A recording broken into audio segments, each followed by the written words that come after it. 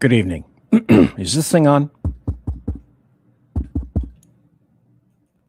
You're listening to Late Night Radio on the SHR Media Network. Caution, there will be mature themes explored and potentially adult language used. If conservatarian words, phrases, certain concepts, or rhetoric offends you, tune out now. I have come here to chew bubble gum and kick ass, and I'm all out of bubble.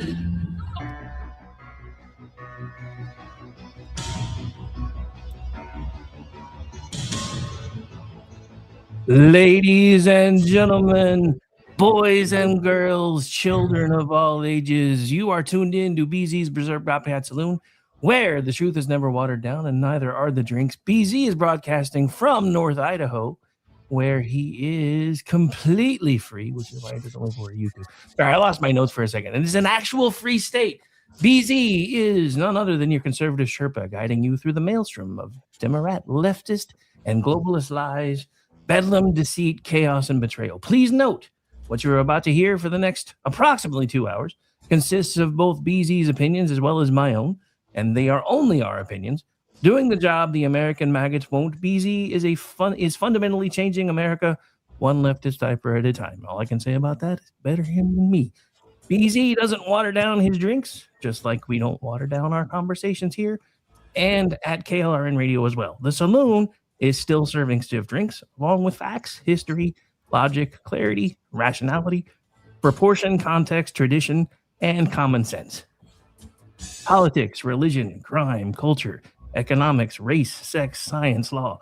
We talk about it all here at the Saloon, where the speech is free, but the booze is not. It's Sunday night in the Saloon, May the 3rd, the year of our Lord 2026, and welcome in.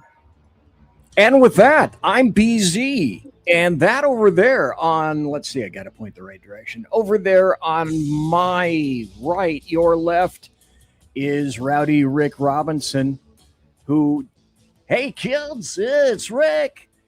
Thanks for being here tonight. It's a special Sunday night saloon, which I proffer to people when I run out. I get backed up on politics. And I'm backed up on politics now because if I get through a fraction of the stuff that I want to address tonight, then there will be a massive new tranche. You like that, huh? I just learned that. I was watching a movie about the stock market and I heard the word tranche and I thought, hey, I'll use that tonight. So anyway, there will be a massive new tranche of crap coming Tuesday. And also, I want to remind everybody that Rick he will go into the massive plethora of shows that he does.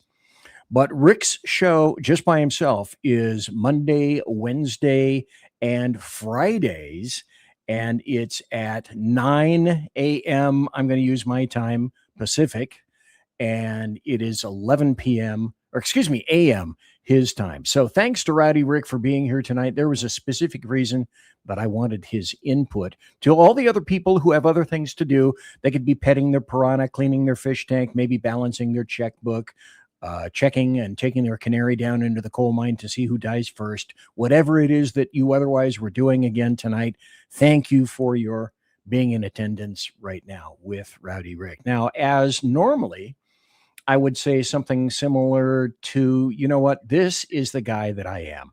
I be your conservative Sherpa, and I am guiding you through the massively insidious maelstrom of Democrat, leftist, and globalist lies, chaos, deceit, bedlam, tyranny, and betrayal. Sometimes I can't say that fast enough. The other thing I want to let everybody know is that if you would please sub to the SHR Media YouTube channel. We currently have 1,440 plus subscribers on the SHR Media YouTube channel.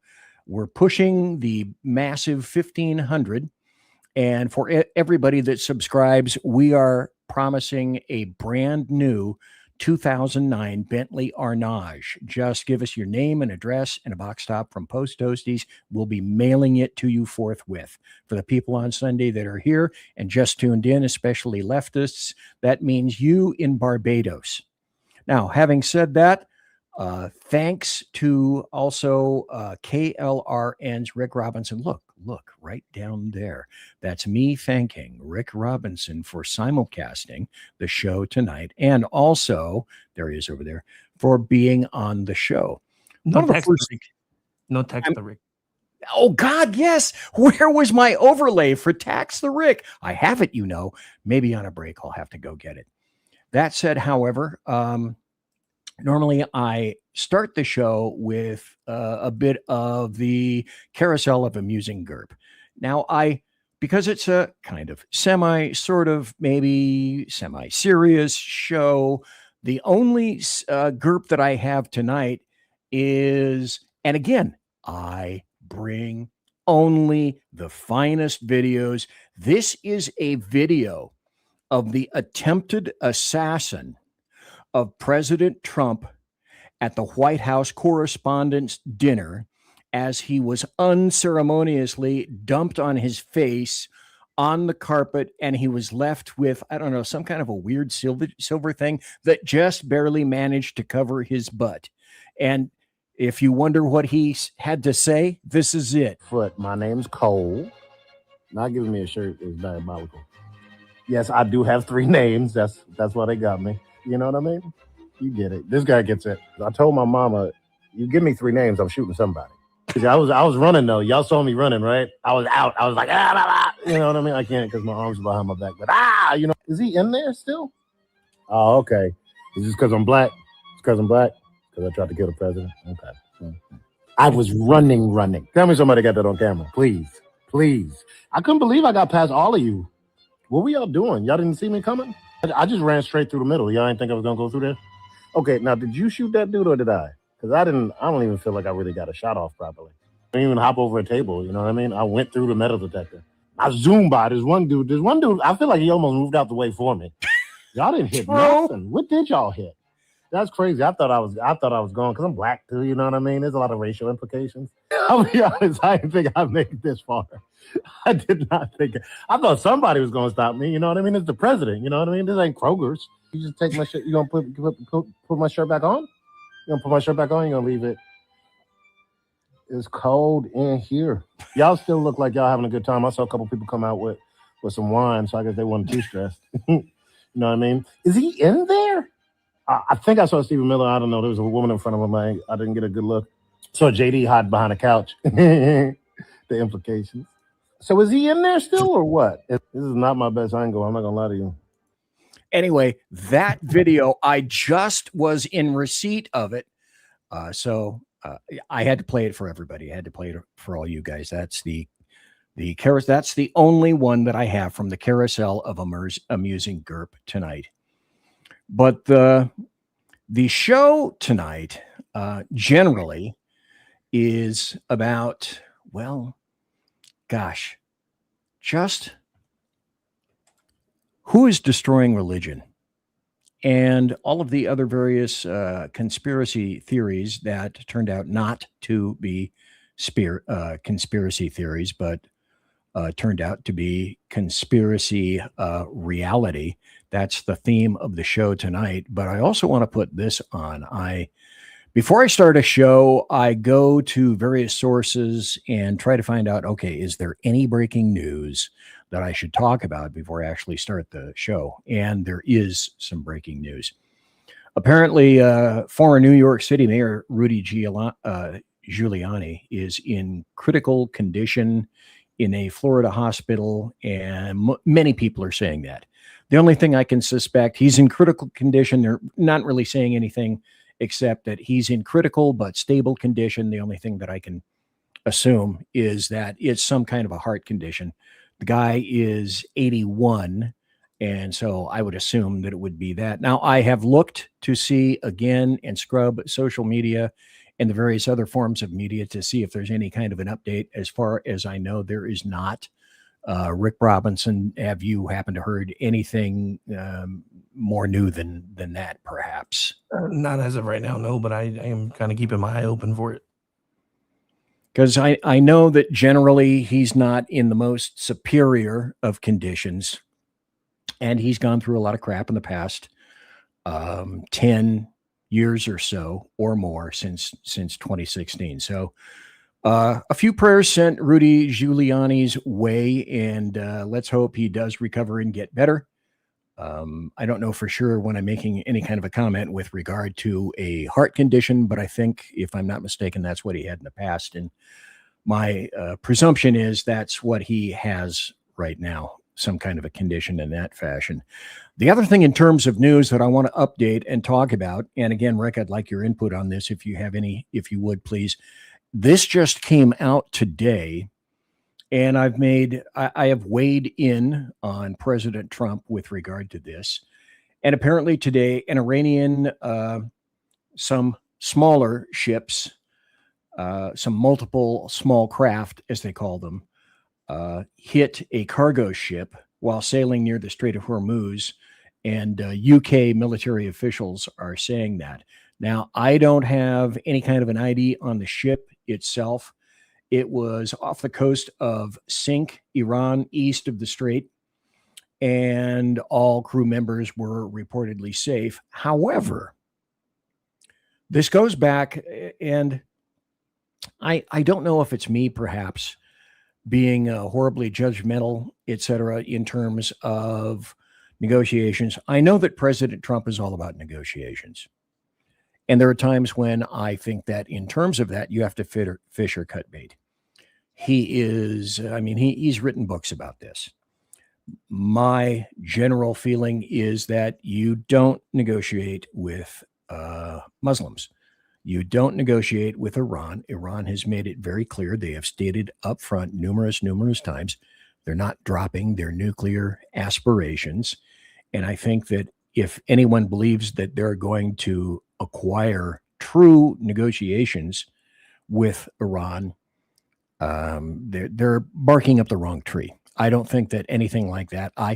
If you can think of folks that are watching right now, or in the chat room, and or Rick Robinson, if you can elucidate me, educate me with regard to a contract or negotiation, the likes of which that Iran, or essentially any Middle Eastern version of Islam, has upheld at all, I'm certainly willing to listen. I do not know of one offhand.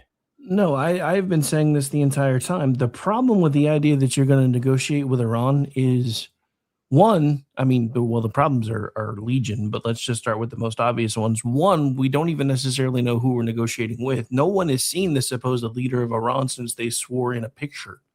So as far as we know, this guy is either dead, hospitalized, in a coma, or whatever. So we don't even necessarily know who we're negotiating with. The other problem is when you are dealing with, and I say this with all sincerity, Islam is not a religion. Islam is a governmental system wrapped in a theocracy. And in their theocracy, they have been told, especially if it involves survival, which this would, that they are explicitly allowed to lie to anyone that is considered their enemy. So it's impossible to negotiate with these people because you have no idea whether they're telling you the truth or not. And the best rule of thumb is 99.9% of the time, if their lips are moving, they're lying, kind of like when you're dealing with a leftist. Oh, wait, did I say that part out loud? My bad. Oh, that's true. And that concept is called taqiyya, or taqiyya, however you wish to pronounce it. But it's essentially their job to do that to the infidel. And so with that, see, the thing that I find it difficult to conceptualize is what part of what, for example, Democrats, what part of Democrats, or for that matter, Islam, because there really isn't a dime's worth of difference between the two terrorist camps at any given time. Why is it that they can say something and it comes out of their mouths? You hear it with your ossicles. The sides of your head process it. They attempt to send it to your brain. And even though they tell you these things to your face, you just don't want to believe them. And I find that a very difficult concept to understand. It's speaking in plain language in front of you, and yet you still wish to deny that. I mean, I have an answer, and I think this actually may be a throwback to Donald Trump's time when he was hanging out with the left. The left and Western culture in general has this weird idea that everyone is exactly like us and they really want the same things. And the problem is history keeps showing us over and over again that is a flawed premise. And that's the thing. I mean, you know, we talk about anthropomorphizing our pets all the time. We do it with other cultures too. We assume that because we look basically the same and we sound basically the same, that we kind of want the same things. And that, as far as Iran's leadership, is not necessarily true. Now, Iran's citizenry, remember, these people were basically westernized until 1979. Two separate things. It's two completely separate things. But that's the problem. As long as there's even a single vestige of this leadership left, there's no way they're ever they're not gonna negotiate anything away. And all they're gonna do is lie to you long enough to be able to regroup and try to come back again. And here's the thing, and I don't get me wrong, I 1,000% agree with Donald Trump saying we can't let them have a nuclear weapon. Yes. The problem that I have is if they already have this much fissile material, if we don't stop them now, it's not going to matter because eventually they're going, well, we don't actually need a nuclear weapon. We can just go into 5 or 6 different places with some suitcases and, you know, everybody goes away. That's what scared me the most about what happened in DC a couple weekends ago. If this had been an actual, you know, planned attack and it was a group of people, they could have done what they did in Oklahoma City.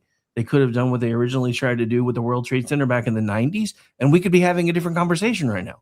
Luckily, that isn't what happened because, I said this before, the first, second, third, and fourth layers of security, the third and fourth did their job. From everybody that was there, yes, like the first and second were nearly non-existent. So if this had been any other form of attack, we might be having a completely different conversation right now. And we could be looking at something where the freaking Secretary of Department or the Secretary of HUD's running the entire country right now, just like in Designated Survivor. Because I don't know who the Designated Survivor was that night, but it's never usually anybody that important. I'm just saying. There were an uncomfortable number of people in that ballroom that night. And I don't know. I can't see their name to make it out, but somebody just asked us to do something impossible. There's no way to make that woman sober ever again. Just saying. Oh, good point. Excellent point. I am a talk show host. I am not a miracle worker. That's right.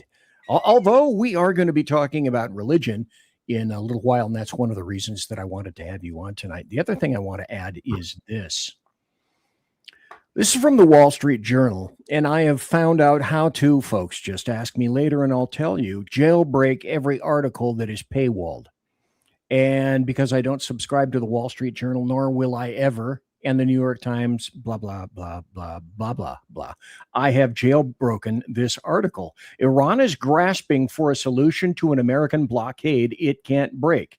Siege reveals hole in Tehran's strategy of guerrilla warfare and controlling Strait of Hormuz. Hence, I would say, then you get this. Now, if I'm not mistaken, Trump has said any number of times that I'm willing to go back into the cage and fight if you don't cooperate. Now, it's a very difficult thing to do. Iran has multiple hundreds of thousands of square miles. And if you have, I don't know, Rick, help me with this, 800, 1,000 pounds of what they believe is enriched uranium or it's right around in there somewhere. Yellow cake. No, because it's an extremely large nation. Where is it that you're going to go to be able to find this? It's like a proverbial needle in a haystack. But as you were mentioning earlier, do they have the rockets and missiles still extant? Yes. There was a British TV show in the early to mid 90s called Dirty Bomb. And very few people saw it. And essentially what happened in the midst of London is some terror group not delineated. Gee, it couldn't be Muslims, could it? End of parenthesis. Yeah. Exploded a dirty bomb. And the rest of the story was about attempting to handle it, get a handle around the area that was involved until anybody and everybody finally realized that, you know what, this is going to be off limits for roughly the next 75 to 100 to 200 years. Now, what is to keep Iran from doing something similar to that with one of their missiles, loading it up with plutonium? It doesn't necessarily have to be enriched, etc., but with a drone or with a missile, rocket, etc., they can explode something over land X, Y, or Z, and it would be almost as efficacious, although not in terms of length. It wouldn't be the length and depth and breadth of some kind of a nuclear missile. But the other point of that is any number of intel experts have said that, you know what?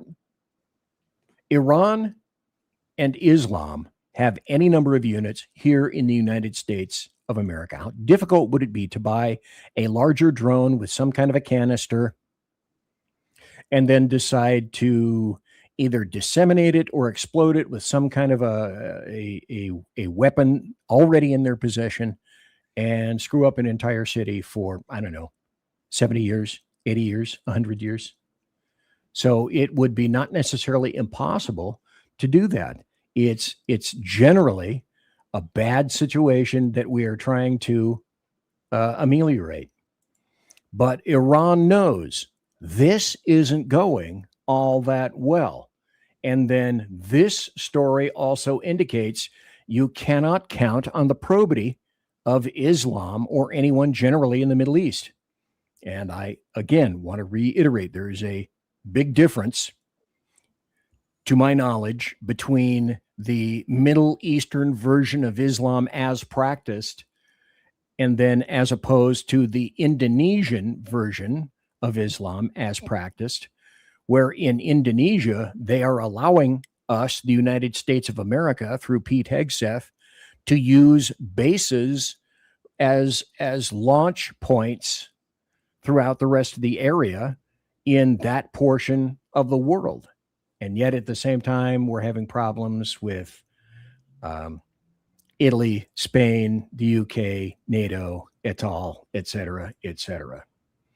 The other thing I want to talk about before we get to the crux of the biscuit with regard to the FBI and religion, because I have brought numerous pieces of evidence with regard to that, because customarily leftists say, okay, show me what you got. Well, I got lots of stuff. To at this point, this is also where I say, you know what? I don't have the ability or the wherewithal to put all of my articles and links and videos into YouTube. There isn't enough space. But if you want to have access to the articles and the videos that I play tonight with Rick Robinson, and again, thank you for being here from KLRN, go to the, I'm at rumble.com. In the little search field, go BZ's Berserk Bobcat Saloon Radio Show. You'll find my show. And for this show, when it's posted later, you'll be able to access all the articles, all the videos, etc., that you would possibly want to know. Everything that we go there. Hey, propaganda, your channel is a lie. That's funny. I brought the receipts, and a lot of the receipts that I'm going to be bringing tonight are, hey, oddly, this is weird, from like MSNBC, etc. So thanks. This is also, I found, very interesting. The UAE broke off with OPEC, and the UAE is striking out on its own. OPEC was originally, I believe, created in 1960, was the big old global cartel, oil, petroleum exporting. God, I can't even think of the acronym for OPEC anymore.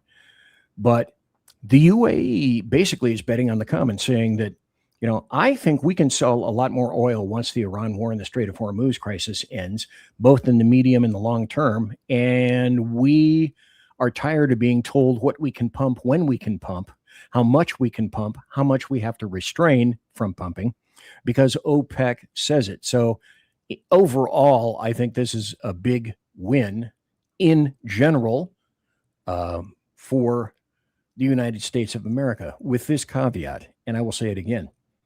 The nomadic version, the tribal version of Islam is such that this applies. It's me against my brother, me and my brother against my cousin, me and my brother and my cousin against the tribe, me and my brother and my cousin and the tribe against the outsider, and that's how it goes. And friendships, associations, linkages can change at a moment's notice depending on, cui bono, who benefits throughout all of this. Rick Robinson, any thoughts about OPEC and the UAE deciding that, hey, you know what, I think we're going to go it alone here? Well, there's a couple of big things that there aren't very many people talking about. One is this, because remember, the OPEC was basically the oil mafia of the Middle East. The fact that they're now starting to break apart is actually eventually probably going to be good for the rest of the world. Also, even though Iran still has these little natty boats that are going around taking pot shots at everybody, they are days away from Karg Island having to shut down indefinitely because they're almost out of storage capacity. So there's lots of things that could be starting to go our way if this continues to go on for as long as it did. And I do want to address something in the chat because somebody asked us why we backed out of Obama's Iran deal. First of all, if you go back and look in 2015, even Chuck Schumer said this was terrible policy. So that should tell you something. Yeah, that's a and clue. Let's also not forget that if we had stayed in this agreement by January or December of this year, they would have been allowed to have a nuclear weapon, which Trump has said it is unacceptable ever, always. So that's why we backed out of it. You also have to ask the fundamental question. How is it that anyone with any sort of brain, with actual fissures within their knurled brain, how could anyone think that Iran possessing any kind of a nuclear weapon would not use it? Oh, they're just going to use it for reactors for power. No bad actor ever possesses a weapon that they will not and have not used. Well, the other thing about that is that argument doesn't even hold water because you don't need the level of enrichment that they have achieved for energy. No, they are well past that and on their way toward the enrichment level for an actual nuclear missile. So, and somebody else asked in the chat, aren't we giving them every excuse they would need to be able to use that dirty bomb stuff now? The simple fact of the matter is they have always had that excuse. They've had that excuse from the moment that they attacked our embassies in 1979. And I'm going to say this again. I wish we weren't having to do this right now. This should have been dealt with when I was a child. We should have turned Iran into a parking lot in 1981. 6 presidents ago. Just saying. Because that's the thing. It goes back to one of those things that this country stopped living by a long time ago, and you heard it on the Untouchables. If they hurt one of yours, you hurt 10 of theirs. If they send one of yours to the morgue, you send 20 of theirs to the morgue. That is how this country used to live, and that is why nobody used to mess with us. And the couple of times they've tried, they got their asses handed to them. And then we started, well, everybody really just wants the same things that we do, and really they don't. No, they don't. One of the biggest, at the time, one of the biggest things that I immediately disagreed with President Bush Jr., not father, was everyone wants freedom. And to me, that shows a fundamental, a foundational misunderstanding of Islam as it exists predominantly in the Middle East. I've said this any number of times. I will continue to say this. Then we're going to go to a break right after this. There are 2 books that I would highly recommend everyone read. Well, hell, maybe 4. Read the Quran, read the Hadith, read The Closed Circle by David Price Jones. The Closed Circle by David Price Jones. And then also read The Strong Horse by Lee Smith. And you'll begin to understand how it is that Islam, the Middle Eastern version, functions. I'm BZ, that's Rick Robinson. We'll be right back. Conservative media done right. You're listening to the SHR Media Network. Listen in to the Reaver of Common Sense, where we cut through the noise of news and politics with a show equipped for bombast. Tune in Mondays and Fridays at 9 p.m. Eastern, 8 p.m. Central, and 6 p.m. Pacific, featuring a refreshing dose of reality. Jersey Joe fearlessly tackles the tough topics with no nonsense, just pure common sense. Visit shrmedia.com, where you can hear the Reaver of Common Sense in action. He may not always be polite, he may not always be refined, but one thing's for sure, he always tells it like it is. Are you looking for a way to boldly express your faith and love for your country? Then check out Seven Armors, the premier apparel company for patriotic men of God, where faith meets freedom in style. Our t-shirts are more than just clothing, they're statements. Bold, stylish, and meaningful. From timeless messages to modern designs, we've got something for every patriotic man of God. Wear your beliefs proudly with Seven Armors gear. Don't miss the chance to wear your faith and freedom on your sleeve. Visit 7armors.com today and join the movement. That's the number 7armors.com. 7armors.com. Faithful, vigilant, steadfast, passion. Are you looking for bold and honest conversation about the issues shaping America? Well, let me welcome you to Unleashed 101 with Jeremy Hansen, where we take you beyond the headlines. We dive into politics and culture, struggles of everyday life. It's raw, real, and unfiltered. It's getting ready for truth with a punch. Pull up a chair and join us. That's right, Unleashed 101, where real talk feels like home. Find us at unleashed101.com, Spotify, Apple Podcasts, iHeartRadio, and more. We look forward to seeing you. Unleashed 101 with Jeremy Hansen.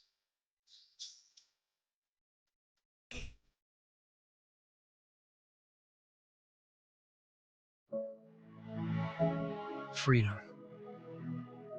One nation in all of human history was built on that bedrock. Ours. A republic of the people, by the people, and for the people. Self-government requires freedom, just as freedom requires an individual willingness to self-govern. Freedom has made America exceptional. But it can only last as long as you and I seek the good, as expressed by the laws of nature and nature's God. It can only last if you and I choose to act as people of character. Forging character has been the pursuit of Hillsdale College since 1844.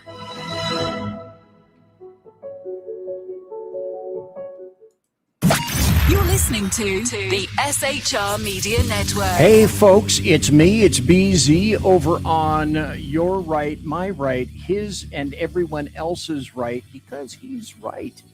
It's Rick Robinson. Thanks for being here tonight in BZ's Sunday Saloon. This just in from the Big Giant Head, I have a new version of, well, something, a new video that just came to my attention, which would definitely be associated with the carousel of amusing GURP. Let's put that up. And I want to tell you, since Mamdani has come to New York City, some things have changed in terms of the nightclubs. How so, BZ? Yeah, it's not for the better. Holes, baby.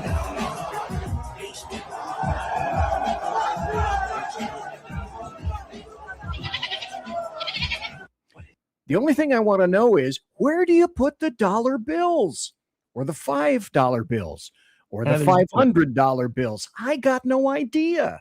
They're just going to eat them. Well, that's true.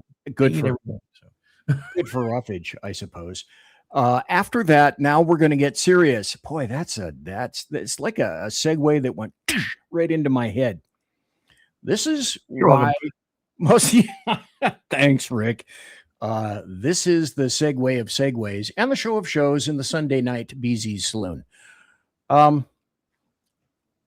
I saw this, things, find me, folks, true conspiracy theories that have not yet been disproven. Now, like John Kennedy said, and this is a paraphrase, we're going to have to look longer and deeper and harder for some more conspiracies, because all the ones that have been submitted to us are proving to be true. And this is why I wanted to have Rick on. I asked a couple of other people to be on tonight because they are more versed in this than I, and I will be the first to admit that. And Rick, the other individuals that I asked to be on, I am going to be frank and admit up front, they are much better people than I am. And I have to be realistic about that. That said, these things that we're discovering that were true now, that of course we intuited or basically knew and sensed were true back then, we're discovering, well, by God, yes, they are. And the funny thing about that is, back in Kennedy's day, there was any length of time that it could take for a conspiracy theory to be proven true, as we're seeing with some of the stuff that still hasn't been proven yet today. Then as technology increased, it got to the point where it was a few years. Then up until about a year ago, it was 6 months. Now, as somebody that actually does a conspiratainment show twice a month, I can tell you the length of time it usually takes for a conspiracy theory to be proven to at least be plausible is about 6 weeks now. Yeah, that's true. And we go back to 2016. We go back to 2020. We go back to knowing full well, as I've said any number of times and will continue, since 2016, it has been a clear soft coup against a presidential candidate, a presidential nominee, a president-elect, and a sitting president. If for no other reason than he is not of them, and that they are the deep state. And say what you will about Donald John Trump, OMB, Orange Man Bad, the guy with the dead orange cat on his head. He used to write checks. He used to cut checks to both sides of the aisle until there was a bee got up his butt, and he decided, you know what? I think I can do something more than a lot of these other people can. And if you go back and look at some of the prior videos, there are videos extant from, I think, the 80s, mid 80s to maybe 90s of President Trump being asked bluntly up front, would you ever consider being a presidential candidate? To which he replied, well, if I had sufficient inspiration, or words to that effect, Senator, yes, I would consider something like that. Now, going back to this article from the New York Post. Now, this dates back from 2023, but roll with me here, kids. I'm going to take you on a timeline, and I'm going to show you memos. And for all the people on the left who are saying that, back up your stuff and your receipts and your evidence, shut the fuck up, because I'm bringing them all. And if you want to see them, as I said before, go to Rumble. This is back from 2023. From the New York Post, FBI offices coordinated on Catholic targeting memo, Jim Jordan claims. Stop. Now, this is where I have to intercede, and then after that, making this statement, then I would like to have Rick's input. But my statement is, and people that have been watching the show know, I am not a friend of organized religions. I am not a friend of the Catholic Church. I am not a friend of people who are nothing like the Pope, but massive hypocrites. And I will consider what it is that they have to say when they stop living in their world of massive hypocrisy. That said, I draw the line in terms of Christianity and Islam. As far as I'm concerned, and I'll be blunt, it's my show. I can say whatever I wish, because I'm not afraid of YouTube or anybody else. Fuck them. I am not a friend of Islam. As far as I'm concerned, Islam can go to hell. Islam, as Rick indicated, is not a religion per se. It is a massive societal construct that rules everyone and everything, believes in misogyny, and all. Oh, go look up, for example, kids, go look up Bakabatsi boys. And then you'll find out what a lot of my military friends have said when I was a supervisor and they came across from the sandbox and said, we were gobsmacked when it became clear to us, as we saw in front of our faces, and they would tell us, and also the Terps would tell us, the translators, that women are for procreation and boys are for fun. Oh my God, BZ, how terrible of you. Well, not every culture is the same. Not every culture is better than another. I happen to believe that the United States is much better than anything Islam has to offer. Now, why women yet don't realize that, I can't say. I'm not sure. That's a massive part of the whole shindig that I do not yet grok or understand. But having said all that with regard to religion, it still pisses me off that you have the FBI, which I believe is, and to a great degree now today, is still the weaponized arm of the DNC and leftists. It is a corrupt, anti-American terrorist organization. And what is terrorism? Terrorism essentially is the unlawful use of violence and or intimidation, especially against civilians in the pursuit of political aims. Now, with that definition, you tell me, for example, that that is not the FBI. Now, certain things may or may not have changed at the FBI. Post Kash Patel, Dan Bongino, which is a huge shit show unto himself, that I'm not going to go into tonight. But All right, still, well, what if I told you that the FBI being an enemy of the American people was kind of by design from the beginning? not, oh God, when you said that, that just opens a huge door for me, because a lot of people may or may not know. I used to work for the FBI a long time ago in a galaxy far, far away. And then I decided that the federal paradigm was something that was not for me. And then I went to another agency, then another agency, and then my final agency for 35 years, total spending 41, almost 42 years in law enforcement. Now, having said that about the FBI, I know about J. Edgar. I know about Chuck Colson. Let's see if I get, I think I have that name right. Anyway, J. Edgar's good friend, wink, wink, nudge, nudge. So please educate me, if you will, Rick Robinson, about the FBI. I can tell you about the official history, maybe not so much the unofficial. Well, so the unofficial history is this. The FBI was basically America's answer to the KGB. And that is why the guy who was a crossdresser who knew where all the bodies were buried and had all the blackmail material became the very first director. And it's been part of its DNA ever since. The reason that I know this is having known a lot of people that run in Hollywood circles and everything else. You have to remember, Hollywood, once they started putting out movies and started including government agencies in their movies, FBI had a group there, CIA has a group there that supposedly get hired on as, technical consultants. But it's really just to make sure that the best possible light is shown upon those particular agencies.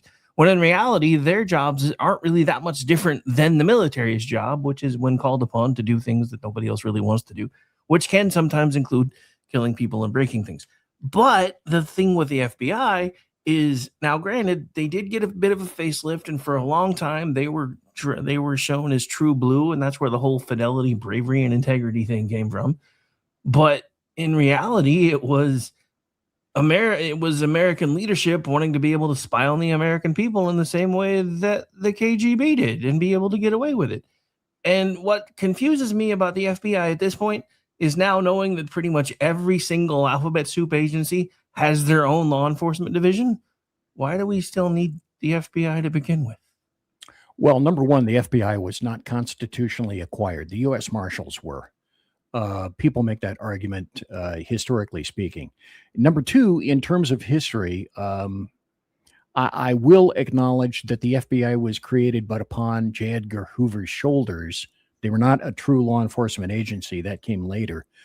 But, and I'm sure when I say this, everybody if you're still working, I'm retired, but if you're still working in whatever job you're currently holding and or whatever jobs you've had in the past, there are people in your organizations that I term information hoarders. and they know all about the skeletons in the closet. J. Edgar Hoover was such a person. And the other guy whose name I couldn't think of was Clyde Tolson, not Chuck Colson. Good God. Chuck Colson was associated with Nixon, for God's sake. Anyway, Clyde Tolson was his closest friend, his people say his companion, and top deputy for over 40 years. But the FBI primarily was a hoarder of information to be used when necessary to flex muscle.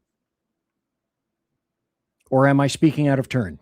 No. That's I mean, that's pretty much what I was getting at. So yeah, you're exactly right. So, well, this story that was in 2023, which also came out from Jim Jordan. Everybody hates Jim Jordan, banty-weight little wrestler dude. Oh, he's so terrible. A bunch of FBI field offices in 2023 drafted a memo, an internal memo, not for publication in any way, shape, or form, saying that traditional Catholic groups were potential hotbeds of domestic extremism. And there were Republicans who said that as well. And so I again go back to, predicated on what I've said before, still in all, this shit pisses me off. Because if you go back to the fundamentals of at least Christianity, the 10 Commandments, the various tenets, these are a structured way of looking at life and living life in what I would consider to be a proper fashion. Now, there's God, now I'm going to have to expound on this. There's God, there's Jesus, there's the Holy Ghost, and then there's the corruptivity that is man. And the Council of Nicaea decided what was going to go into the Bible. It was politicized, blah, blah, blah, blah, blah. I'm sure, Rick, you have a lot of feelings and thoughts about that. But then, still in all, I go back to you're deciding that you're going to quantify actual Americans as terrorists because they had the temerity to want to stand up for what school boards were doing to them at the time. And so the Biden DOJ, let me make no mistake, and point fingers where the fingers need to be pointed. The Biden DOJ targeted and harassed Christians, called them cultists. Obama has said, their Bible and their guns. And they sought out very harsh prison sentences for peaceful protests. And what we know now is they used the SPLC, the Southern Poverty Law Center, to do it. Rick Robinson, can you think of anything other than this is called Christian persecution on American soil? Well, I mean, that's exactly what it is. And it's funny that you brought it up because that's actually one of the things that I was going to bring up is we're about to be talking about the Biden administration, but this actually started a long time ago. The main thrust of it really started under Obama when he started basically saying that, half the country were a bunch of bitter clingers to our Bibles, our guns, and our religion. But the thing that I think everybody needs to pay really close attention to is this. First of all, somebody in the chat, I think they were trying to say the Zionists killed Jesus. Jesus died because Jesus was supposed to die. If he wasn't supposed to die, he could have pulled himself off the cross at any minute. So it's stupid to blame anybody for actually killing him when that was the whole point he was brought to earth in the first place. So that's probably hopefully about as religious as I'm going to get tonight. But I'm tired of people saying that because it's just dumb. But here's the thing. April 14, 2026, there was a DOJ weaponization workforce group, working group FACE Act report. DOJ in that work group said it reviewed 700,000 plus internal records and concluded that the Biden DOJ weaponized the FACE Act against pro-Americans. The DOJ release says the report details selective prosecutions, collaboration with abortion rights groups, and corrective actions under the current DOJ at that time. They also stated that on average, peaceful Christians being convicted of these things were receiving 2 and 3 times the regular sentences of people that were actually violent offenders. So Exactly. this is just bad on its face. Well, I suggest that you can go back to the Dobbs decision back in 22, I think, the one that overturned Roe versus Wade. And if you remember, you put on your little thinking cap and Peabody Wayback Machine, and you go back and you remember, oh, yeah, that's right. There was a massive wave of vandalism and arson targeting churches and pregnancy resource centers. But the Biden DOJ decided that they were going to pursue comparatively few, if any, actual prosecutions under the FACE Act. So then, okay, but wait, there's more. Christian colleges and institutions, they were put under a microscope, and they were penalized for holding what a lot of people consider to be traditional views on gender. Oh my God, not on gender, 65 different genders, accusing them of Title IX violations. And then, of course, threatening their concomitant school funding and their accreditation. And then there came that report, the likes of which I will show everybody after the break, because I have a copy of that memo from the Richmond field office that said traditionalist Catholics are extremists. They're not just regular extremists, they are radical extremists. Because if you support America, you're a radical extremist. If you're a member of an organized religion, you're a radical extremist. And so that memo kind of got yanked. I still have a copy of it because you can find it on the internet. And I may be dumb and stupid, old and fat, but I can still find shit on the internet. I can go back in the Wayback Machine, and literally is called the Wayback Machine. But now we find out that information utilized by the FBI was provided by the Southern Poverty Law Center, which paid racists and white supremacists to go out and supremacize on their money to make more white supremacy so that they can fundraise on the white supremacy that they went out of their way to create. What the hell? Yeah, don't even get me started with all that, because here's the thing, and I've said this before. I think I've said this on your show before. I remember, because I did not vote for Obama in 2009, not because he was black, but because I thought his policies were terrible. But even after he won, I remember thinking, well, maybe one good thing can come out of this. At least racism is probably done in this country. And it got worse, not better. I could not understand how that happened. But ever since then, it's like we went back to pre-1960s race relations in America, and we have stayed there. And the scariest thing is I listened to his acceptance speech the night he won. And for about 5 seconds, even I was hopeful. Maybe it won't be as bad as everybody thought it was going to be. And then they started talking about, well, we got to pass this bill to find out what's in it. And I was like, it's going to be even worse than we thought it was going to be. And everybody's going along with it because it makes everybody feel good because it's a black president. But it's just all of it's been a downward spiral ever since. And you've got people in the chat right now talking about Jesus died for your sins and you elected a pedophile. I just want one shred of documented proof that he's done anything wrong. Just one. Show me one that doesn't say this report was unfounded. Just one. All these assholes on the left are nothing more than Adam Schiff. I have evidence about the laptop. I have evidence about Russian collusion. Shut the fuck up. Or show it. I don't see you showing it, so shut the fuck up. Now, if you have evidence, please, I say, I would be the first to... Trump, as far as I'm concerned, is being ridiculously stupid with regard to Iran. Just go in and level the IRGC. Send them back to the proverbial Stone Age. Send them to rubble, bounce the rubble, just as I suggested with regard to Gaza. But no, Trump is not that individual. When you have the evidence, the photographs, the video, any of those things, please anyone and everyone. My God, I would show that on my show if I saw it. Now, And the other thing, one more thing that I want to make, and then you can have it and run with the football. The lack of something is every bit as important as the presence of something.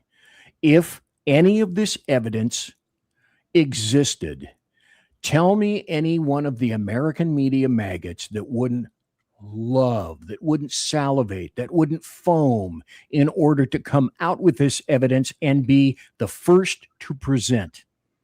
If it's not there, they would love to have it. Show me. Bring it. Bring the receipts.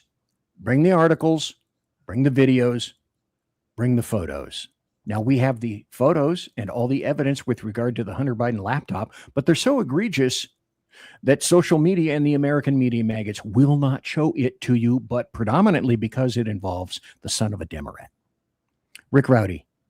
Okay, of the Robinson. Take it. So here's how I'm going to tie these two things together. We just started talking to you guys about the fact that the Biden Department of Justice went after Christians with no cause. There were a total of 45 pro-life defendants in more than 20 FACE Act cases throughout Biden's presidency. Now, you're telling me that in a DOJ willing to do that, if they could have just manufactured something against Trump, just like they did with the other felony counts, they wouldn't have done it? They wouldn't have at least tried it? Because they did. You saw them do it. They took a bunch of expired misdemeanors that were originally not pursued in the first place. They used a state attorney general to upjump those things into felonies by tying them into federal charges that a state attorney general has no jurisdiction to prosecute in the first place, and then went after him with everything that they could find. So you're telling me you are so convinced that this man is a pedophile that they have gone after Christians. They went after him in every other way possible. In 2015, the CIA, the FBI, and an outgoing administration colluded to make a campaign try to fall apart and then to hamper their transition as an administration. But you're telling me they couldn't make this happen? Really? Come on. Really? And yet, still and all, the survivor of survivors. Trump is going to be 80 in June next month. Okay.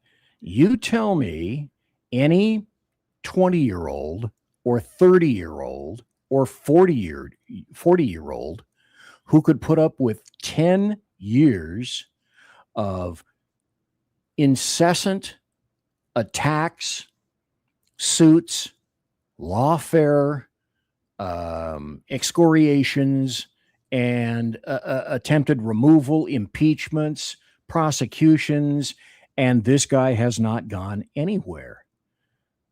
Nowhere. I do not know of any other person who could withstand that consistent, permanent assault on himself or his family. I want to make one, I guess, kind of an analogy before we go on a break. And that's it. I used to be a big fan of knowing as much as I could about Howard Hughes because he was such a weird ass dude.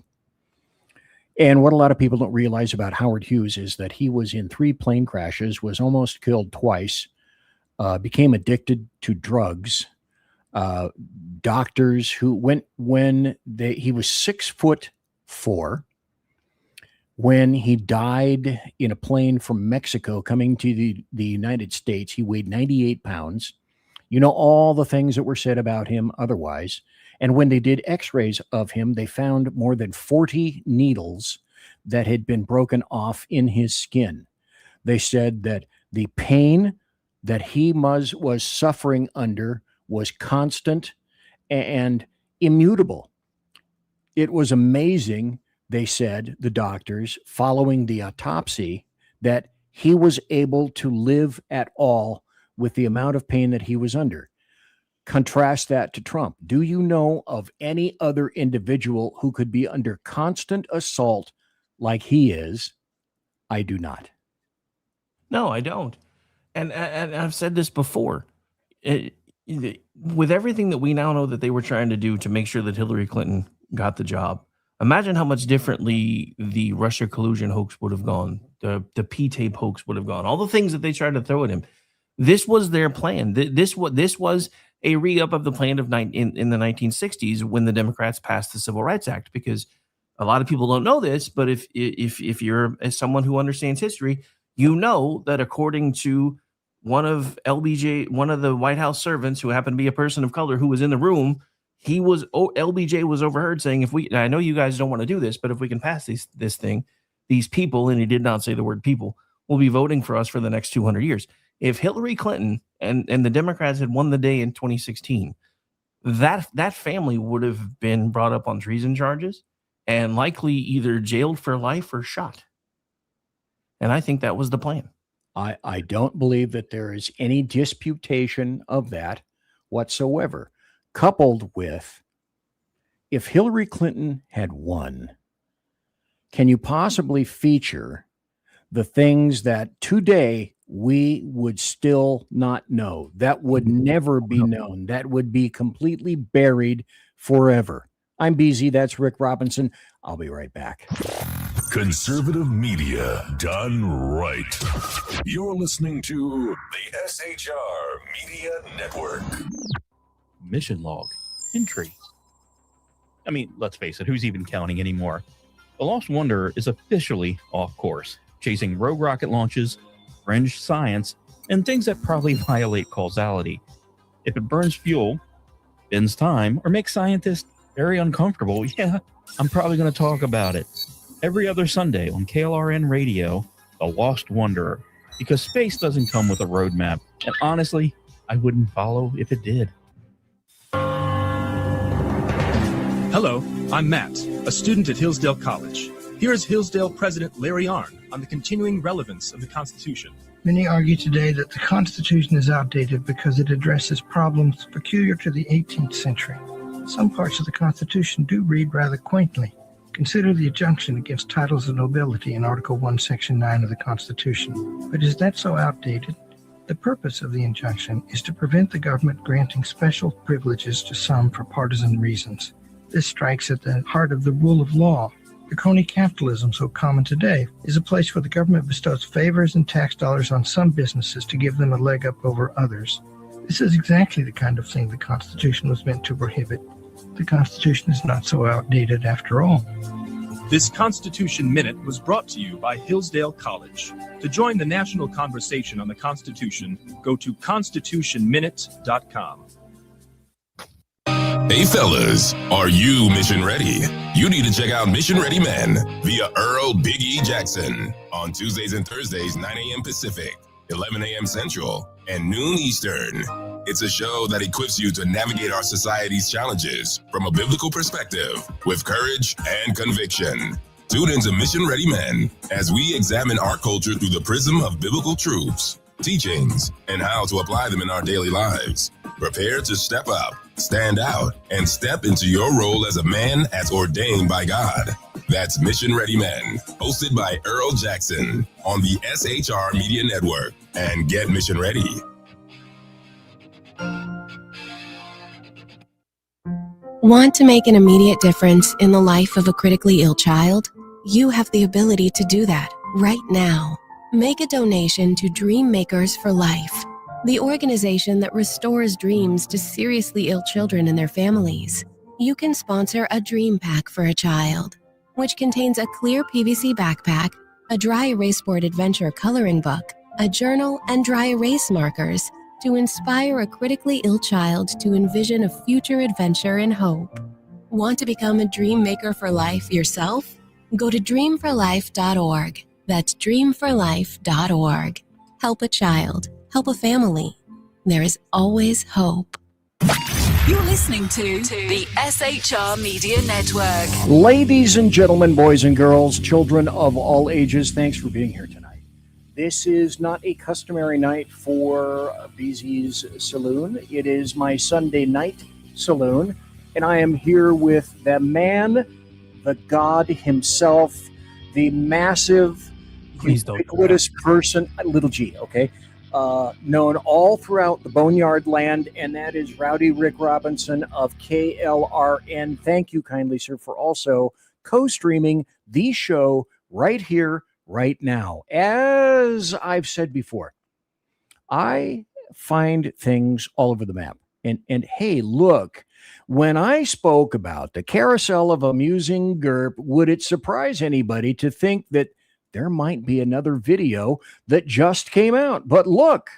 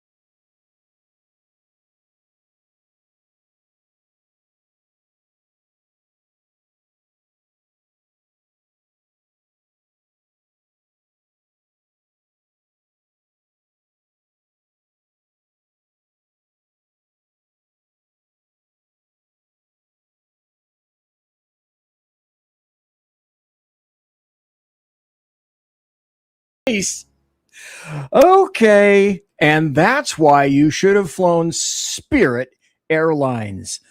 God dang. Okay, A, thank you, Rick. B, I had not seen that one before. So thank you. Next Tuesday or Thursday night, I had a whole bunch of other stuff planned with regard to Spirit, but as my mother used to say, never pass up a compliment and don't eat anything bigger than your head. So thanks for the compliment and the complimentary video that you sent. You're welcome. But yeah, no, that was worth every second. Because this has been a breaking story, and of course, all the leftists are like, "Oh my God, it's all Trump's fault." They all seem to forget that Mayor Booty Juice and Pocahontas along with the DOJ, broke up a merger between Spirit and who the hell was it? I can't think of it. Anyway, there was a merger in the works between them and another one of the smaller carriers, which would have made them accountable for like 9% of America's air traffic, but that's a monopoly. So last I checked, 91%, a lot bigger than 9. So, but seeing this, I don't know if anything could have or should have saved that airline. I absolutely love that. So thank you for doing that. And I find that very interesting because I've been a big fan of railroads. Yeah, it was JetBlue. I knew I'd remember it eventually. It was Spirit and JetBlue. But JetBlue, okay. All right. Two fabulous airlines. And having been a follower of railroads because I was involved when I was in the up in my cabin in Sierra Nevada mountains. The original Transcontinental Railroad ran about less than a mile away. That line went about maybe 3/4 of a mile away from my house. And so I became interested I got all sorts of cab rides in all sorts of locomotives, which was super cool. I became a docent for a while at the California State Railroad Museum. I was that interested. And the other thing I know is that there are only 4 Class 1 railroads essentially anymore in the entire United States, when about 100 years ago, there used to be 70 plus railroads. So For whatever reason, Pocahontas saying that, no, those two airlines can't get together, but she never saw a railroad merger that she didn't absolutely adore. Ask the people who want to ship freight about the four major carriers right now on railroads. They won't have a lot of good things to say. Also, then I'm going to continue with this. This is a story from 2023 from the New York Post. We're going to continue about Democrats. Their job was to destroy religion as much as humanly possible.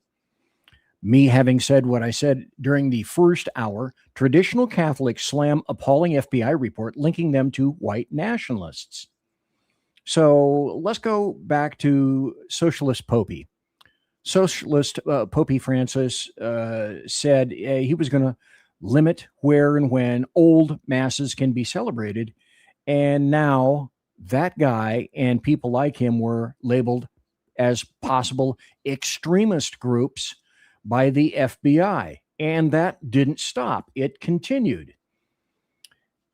A lot of people were saying that the National School Board Association brought this first to the attention of the DOJ under Merrick Garland, AG Merrick Garland under Biden, because the National School Boards Association sent a letter to the DOJ, hence down to the FBI and Christopher Wray, director at the time, and they were objecting to the fact that parents of children would go to school boards and stand in front of the boards and not listen to everything that the school board said, to the point where the school boards were saying, we're just going to shut you down. You don't like our agenda. We don't like you. You can't be here. And because of that, you're all white supremacists, no matter who you are. And there are numerous videos of Black women and Black men coming in front of school boards and saying essentially the same thing. So clearly they were the black face of white supremacy, just like Larry Elder. But it was from those situations, I believe mostly on the East Coast, that the National School Boards Association then said, as this story indicates, well, it wasn't us. We didn't send a letter to the FBI. And then, of course, you have this story. All these things will be in the Rumble side of, if you want to go see the articles and the videos, go to Rumble, my friend. Hey, look, BZ brings evidence. Here's the actual letter on National School Boards Association letterhead. Now, you can do it. Go ahead, sir. But they didn't do it. It wasn't them. No, it was not them. So the hypocrisy and arrogance, I used to say, is legion.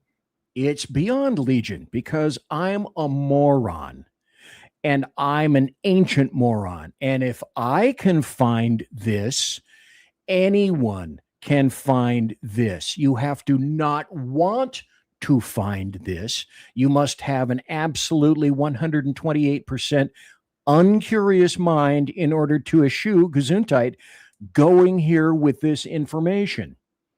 So it was sent by the NSBA to the Honorable Joe Biden regarding federal assistance to stop threats and acts of violence against public school children, public school board members, and other public school district officials and educators. You show me, folks, where school children were threatened by parents. A, it doesn't exist. B, it's bullshit. C, here is the evidence. Read it at your own leisure later on in Rumble. Again, I say, you know what? If I can find it, I bet anybody else can. Rick, sir? Well, that's just it. You and I talk about this all the time.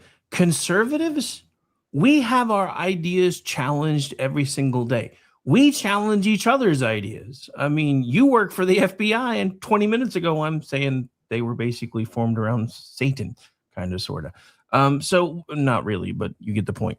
So we challenge each other's ideas. Our ideas are challenged by everybody else. But the left, they can't even handle it when somebody says, well, maybe socialism is a bad idea. Well, you don't know because real socialism has never really been tried, and you don't know what you're talking about. That's the problem. When you are so stuck in your own lane that you cannot see anyone else's perspective, then you're never going to learn anything. And you see this all the time. You saw it all the time with Charlie Kirk. Every time he went into a university, there was always somebody who stood up. Why are you here trying to tell people that you know things better than they do when you didn't even graduate from college? And it was just this, and it's that way all the time. The second you call a single thing into question for them, it's, well, you're a Trump supporter. Trump's a pedophile. Therefore, I don't have to listen to you anymore. Okay, then why are you here? Yeah. 2 words, prove it. 3 words, bring the receipts. Another 3 words, bring the evidence. Because if you can bring it for me, can you imagine the American media maggots that would love to get their gloms on that kind of evidence? Which is why, again, I say the absence of something is frequently as important, if not more so, than the presence of something. Hey, Todd Miller says, hey, Porky, how are you? Buddy, great. I'm great, but it's too bad that you're not around anymore. Bye-bye. And bye-bye. Yeah, right when you find work, because you're a leftist, you won't be finding work. Douchebag without a hole. Yeah, very sad. The other thing is, I want to put this article up, which I found, if I can find, anybody can find. Hey, look. Judiciary, the House, says Judiciary Committee uncovers multiple FBI field offices coordinated to prepare anti-Catholic memo, which means it's an anti-religious memo. Now, the funny thing is, because again, I have to point out the obvious, no one else will do it. Certainly the American media maggots will not, because they loves them some muzzies. And isn't it funny that you never see any fingers pointed at muzzies? No, it's not funny, haha, just sort of funny, weird, because people predominantly know that in some form or fashion, if you piss them off, muzzies will at least attempt to kill you for the reasons that I delineated in the first hour. But anyway, here's a press release. Read the letter. These are the receipts. This is the evidence. But wait, BZ, I have more. Well, wait a minute. You're talking about the memo, right? What if I bring to you the memo itself? And here it is in PDF for everybody to look at. It will be in Rumble. Read it at your leisure. See, there's so much going on. And I continuously say, how do you keep up? I don't make anything up. I don't need to. I bring the articles and the videos to you via the internet that I oddly enough have access to, that the American media maggots choose to ignore. And so the evidence is here. And again, take your time. Go through all of this, because it's 1, 2, 3, 4 pages. I'm not making it up. There it is, right there for everybody to read. Interesting. I used to get copies of these. Interesting little side note about this is I remember when Christopher Wray was being grilled on the Hill about this, and the only thing he mentioned was I think it was the Charlottes or the Charlottesville letter. And he was like, I couldn't believe it when I found it, and I pulled it immediately. And now we're finding out that there were dozens of FBI offices that had similar memos. Yes. Surprising. Nobody on our side, really. But yeah. No. And then, of course, it doesn't stop there, nor will it ever, because now, as of April 30th this year, hey, look, only 3 days ago, this article from the Office of Public Affairs, DOJ, Task Force publishes report on eradicating anti-Christian bias and restoring religious liberty, which Obama had no interest in, which Biden had no interest in, which Merrick Garland had no interest in, and the 2 AGs that were under Obama. I can't even think of both of them. or either of them at this point. One dude, one dudette. On the dudette met on the tarmac to talk with Clinton about her grandchildren. Right.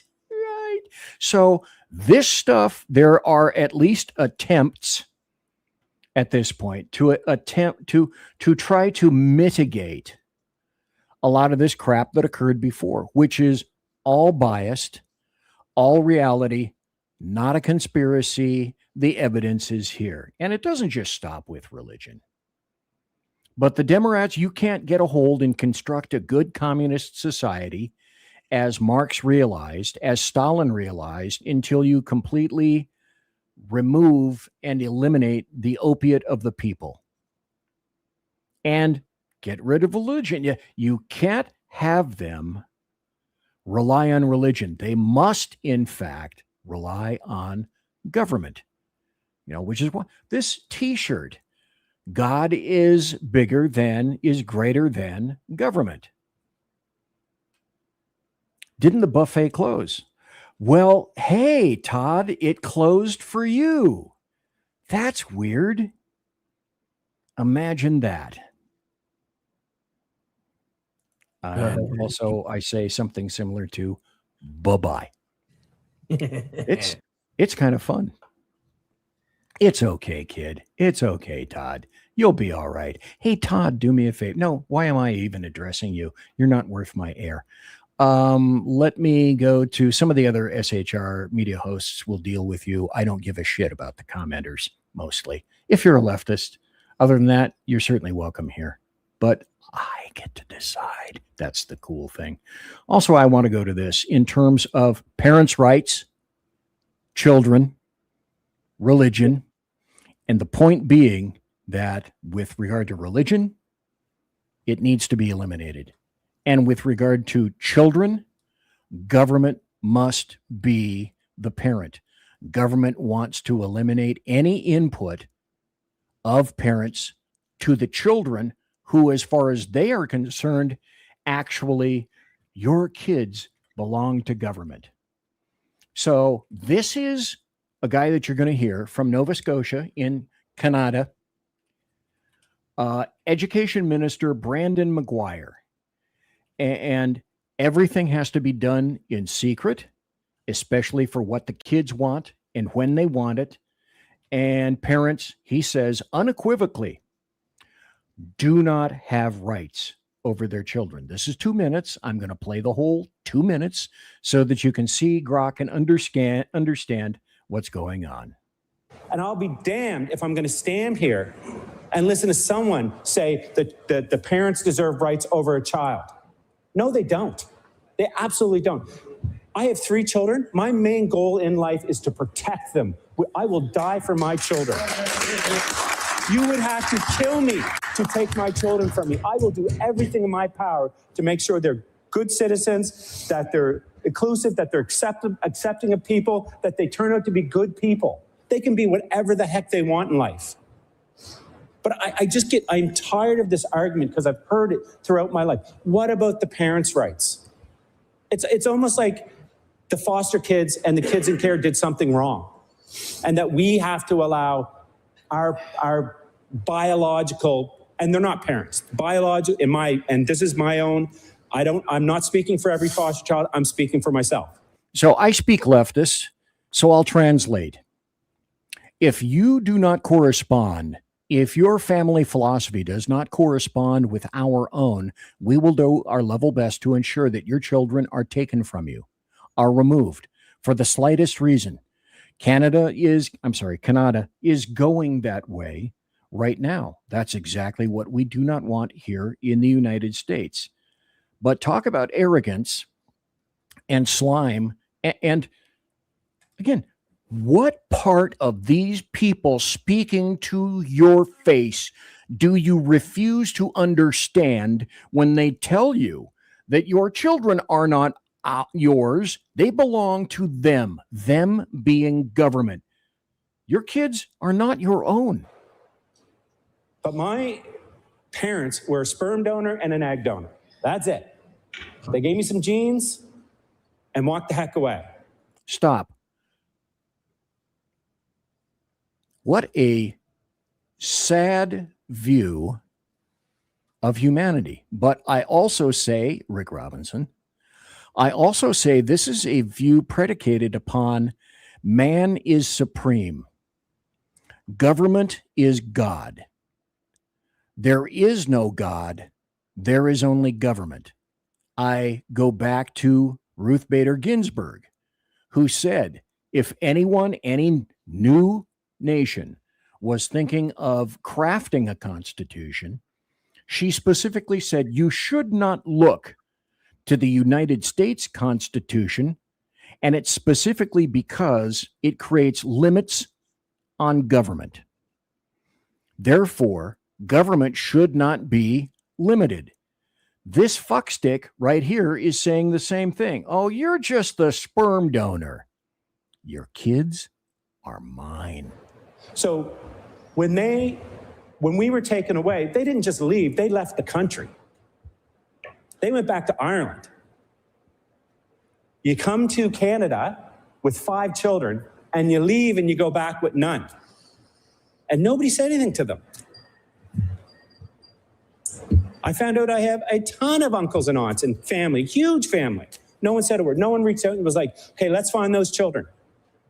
So why would they have more rights than I do? Gosh, maybe this is the time when I pull that off and I say, hey, Rick Robinson, do you have any insider thoughts about that?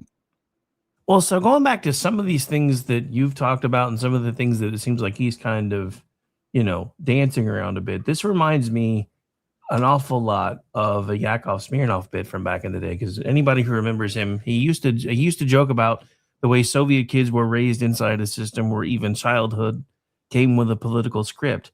So the exact morning pledge routine that he did was more comedy shorthand, but the underlying reality was real enough. Soviet children and the young pioneers pledged loyalty to motherland, Lenin, the Communist Party. They recited such lines as "the state is mother and father, the state is never wrong." And in America, school kids, we pledged allegiance to the flag and to the country, and talked about how great our country was. They talk about how the state is everything there. And that's kind of the same kind of things that this guy is kind of dancing around. And look, I feel for the dude. I mean, I don't know how angry I would have been if I would have found out that, I was part of a large family and my parents brought me to this country and then dropped me off. I do have an anecdotal kind of story that goes along with it, because my grandfather went through something similar. He and my great uncle, who I think my grandfather was in 7th grade and my great uncle was in 8th. And 8th back then was basically high school. So they went off to school one day, and mom and dad and the 4 of their kids packed up and moved. So these things did used to happen. God, that's right out of a movie. I can't think of the name of the movie. But yeah, they went back to the house that they were living in, and there was a note that says, "You guys are old enough now. You're on your own. Figure it out." My granddad actually ran into my great grandfather about 6 or 7 months later, and they got into a fist fight in the middle of the street. So, do what you want with it. But look, the simple fact of the matter is, the problem that I have with all of this is these are the kind of things that we are starting to teach our children in school, that the state knows all the answers. And the worst thing about it is even pop culture is starting to do that. I mean, I remember when Barack Obama was president and Michelle Obama was first lady, and we listened to folks like Chris Rock saying, they're basically our parents. We have to do what they say. No, that is the antithesis of everything that our founding fathers wanted us to be. And the fact that we keep being pushed that way, and enough people now are like, well, maybe we should try communism. I mean, I even saw a post from a friend of mine who shall remain nameless, who I just found out is going through something similar that I went through in 2020.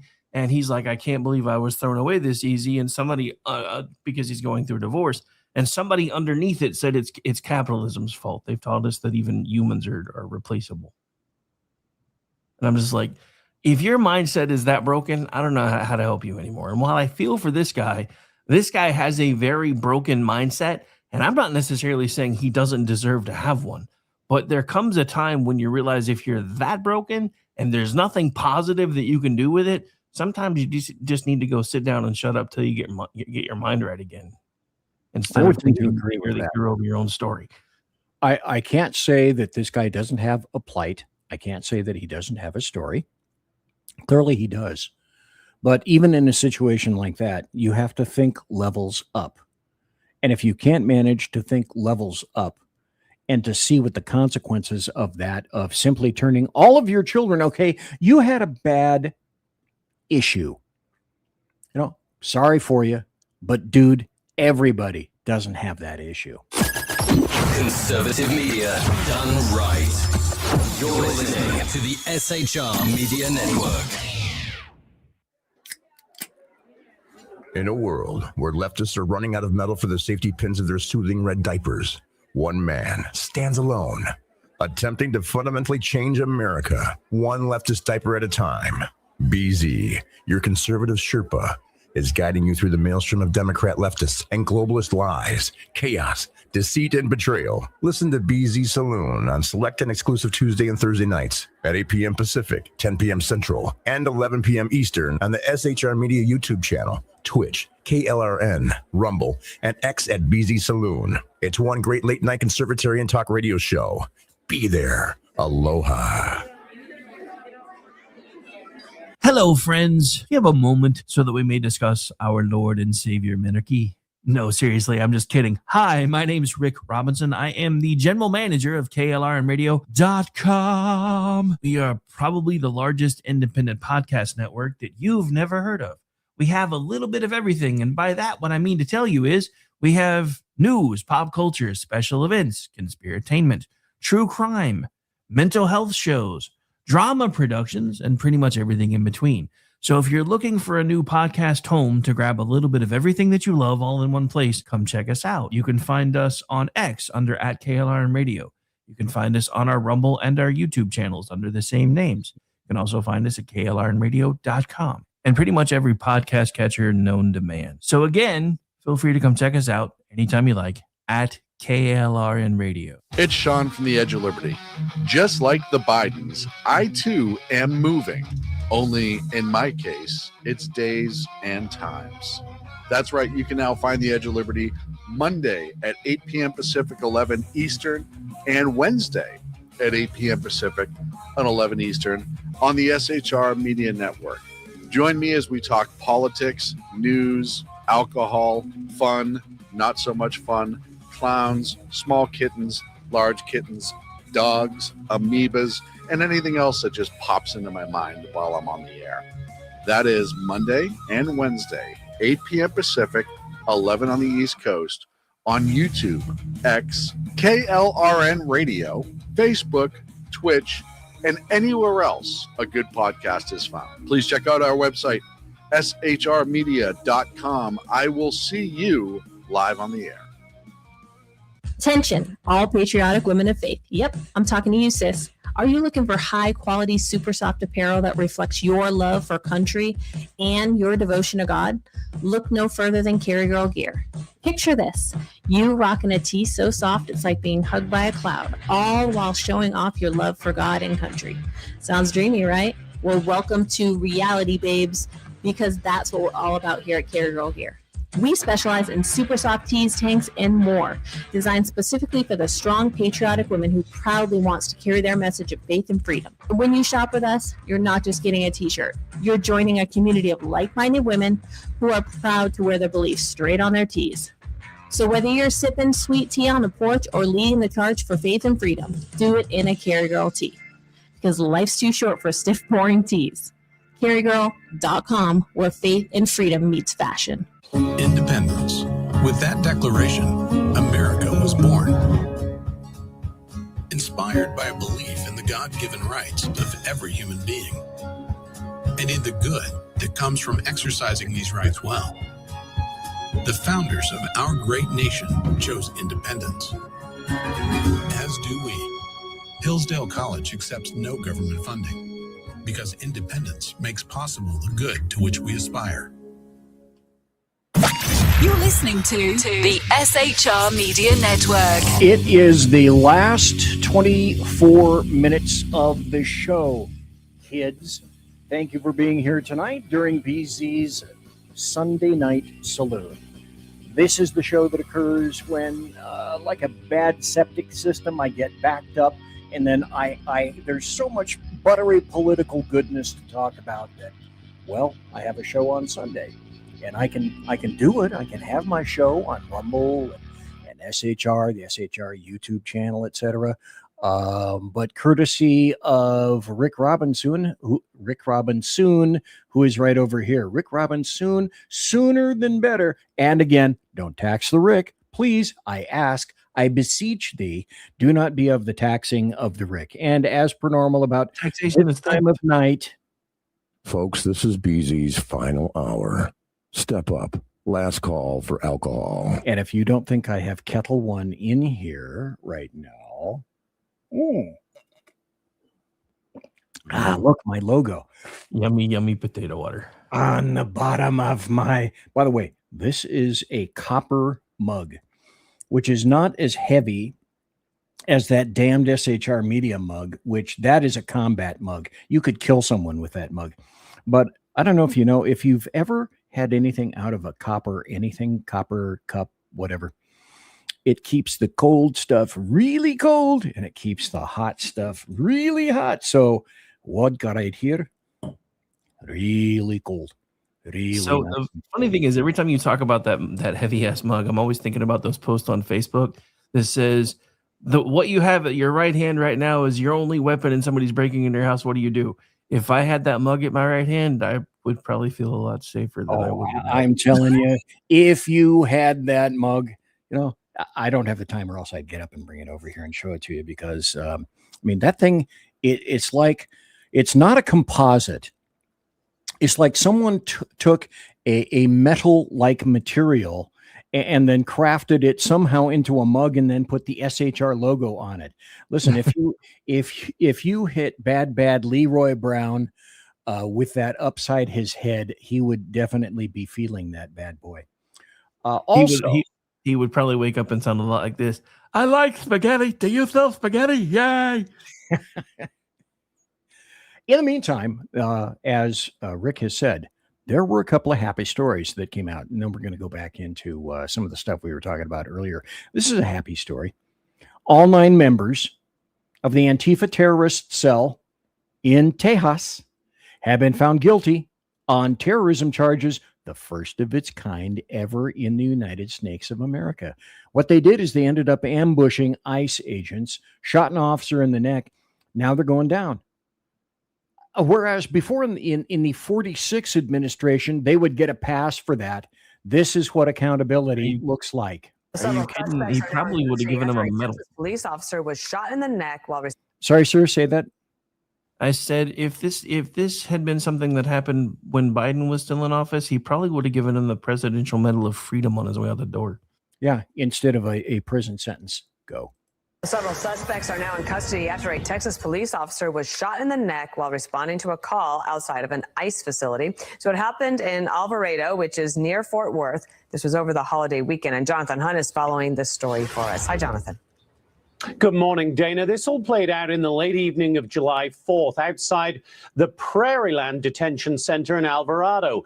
Police officers responded to a call about a suspicious person outside the center. When they arrived, they saw someone who appeared to have a gun. One of the Alvarado officers tried to talk to that person, and at that point, several other people opened fire on the officer, who was hit in the neck. He was treated at a local hospital and has since been released.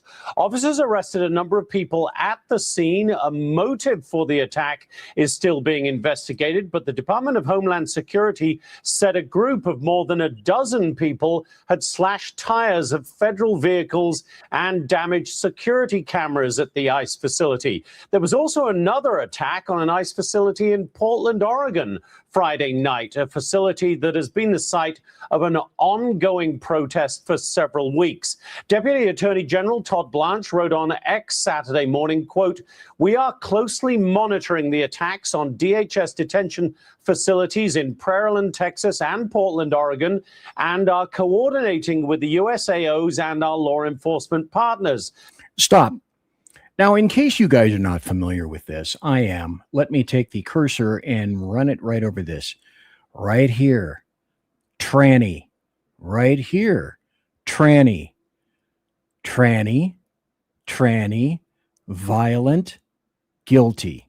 And of course, it's the Republicans and the conservatives that are the violent individuals.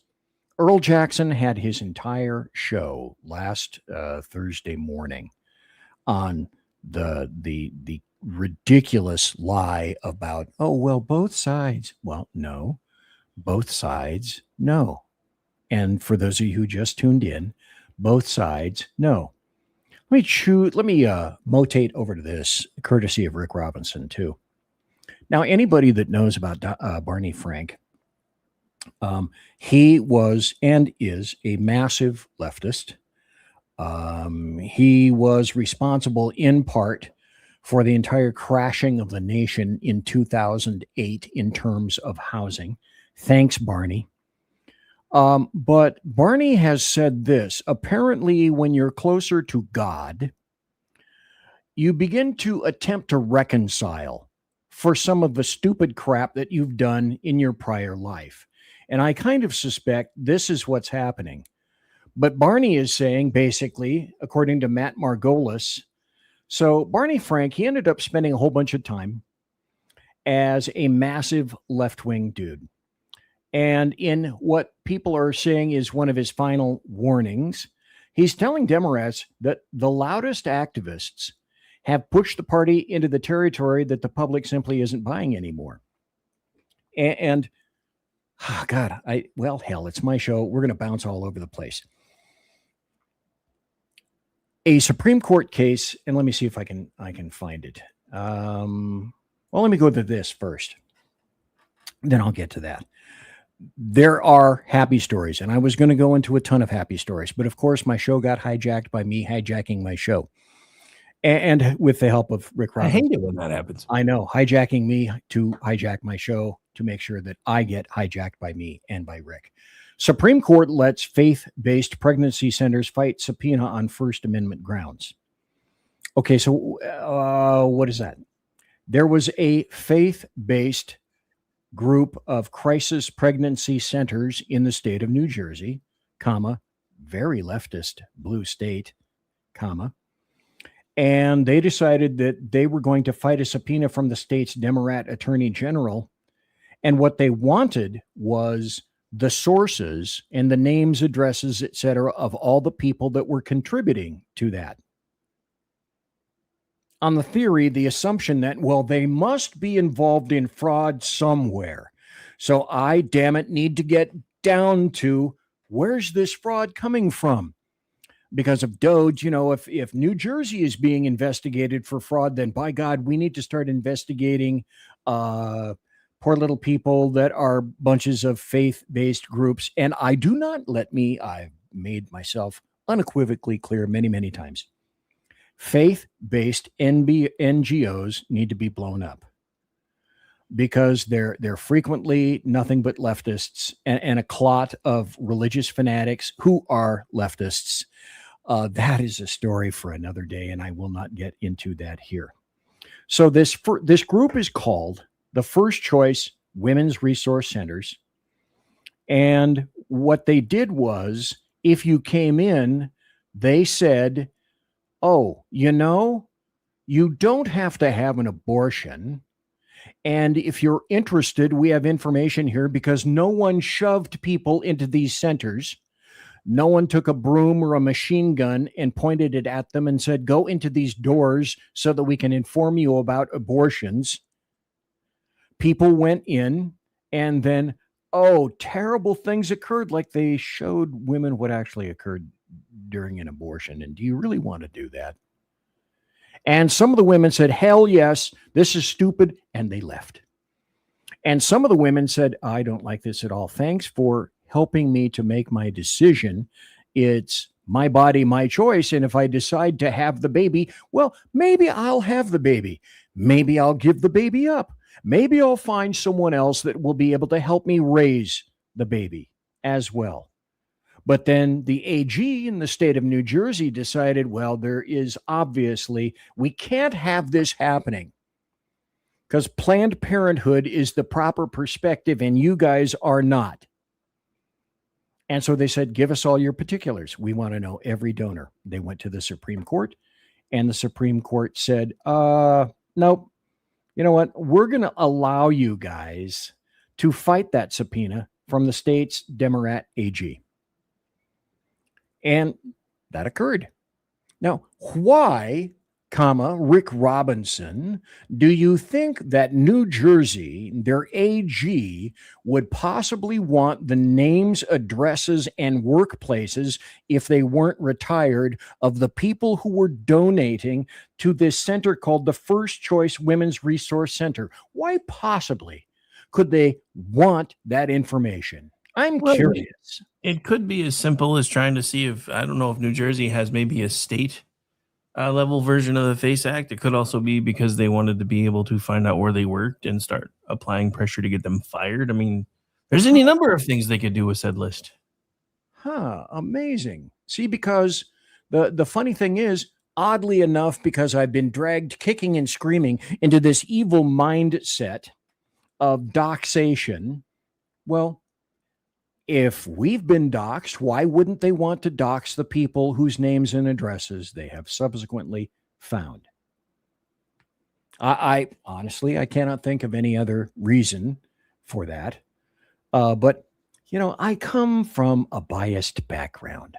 And like I said, having been dragged kicking and screaming into thinking that, oh, these conspiracy theories are actually perhaps conspiracy reality. Wait a minute.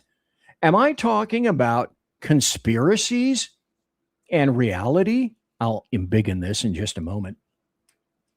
So there's a declassified Susan Rice email showing that Obama and Comey agreed not to proceed by the book regarding the transition to the Trump administration.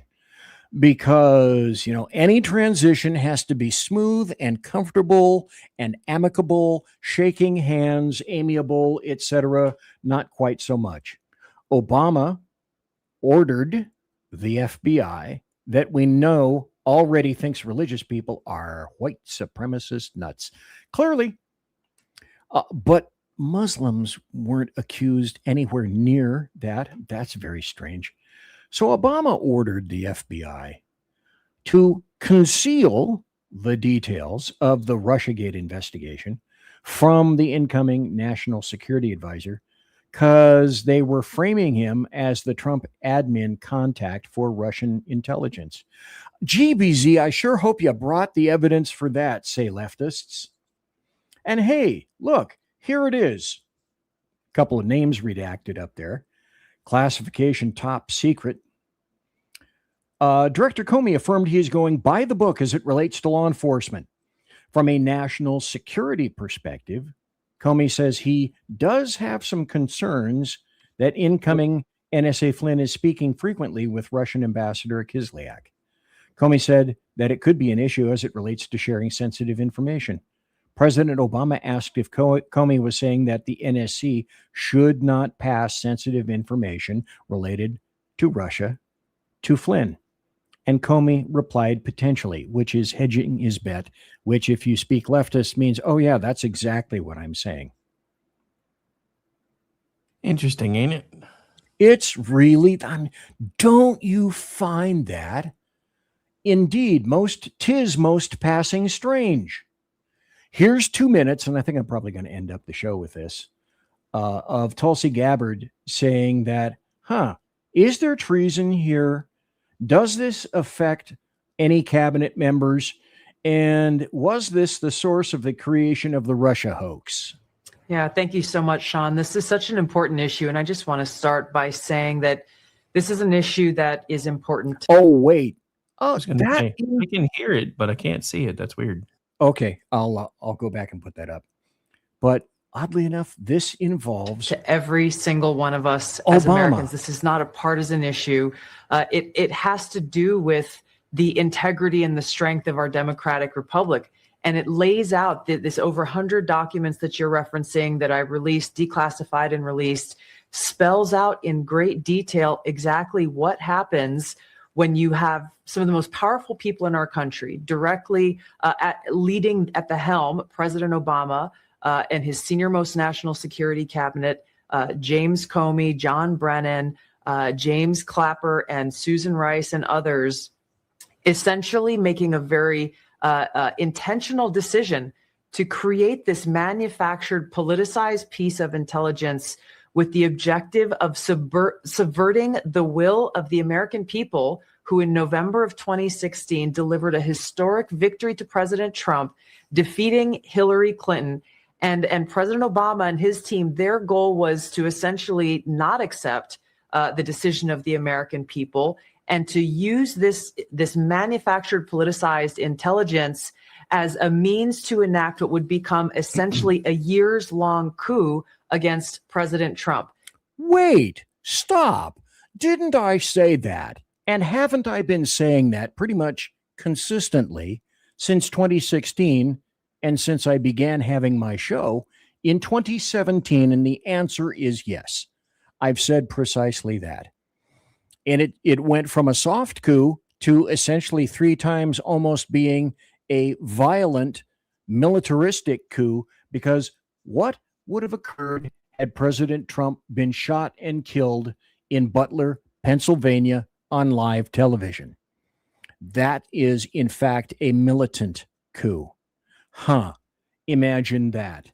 And also the 51 intelligence experts who signed a memorandum saying that the Hunter Biden laptop was false Russian disinformation, when in fact all 51 of them lied. And that was proven. Continue. You have gone into great detail over these years of what the effects of this document and this decision have resulted in.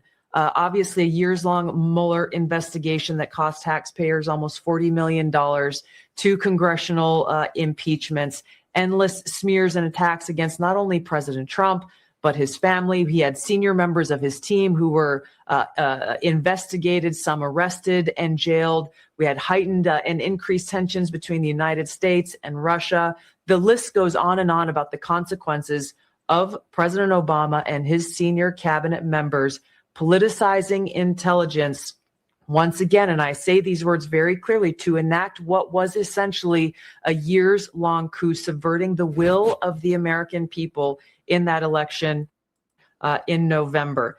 Stop. It wasn't a years-long coup. It was a 10 years-long coup, all during 45.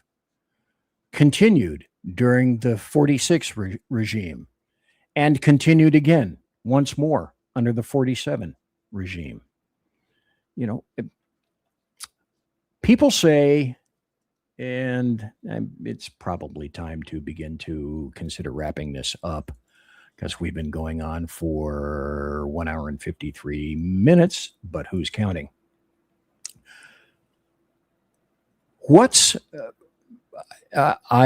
I think about this every once in a while at night, and I toss and turn, and I've said some very harsh things in the past about this, and then I pushed them aside. But I guess the bottom line is, how do we fix this? Is government reparable? Is the depth, breadth, and width of corruption and systemic fraud for multiple decades so terrible and so embedded that there is almost really no way to extricate government, particularly DC government? Local government is bad and sinewy enough.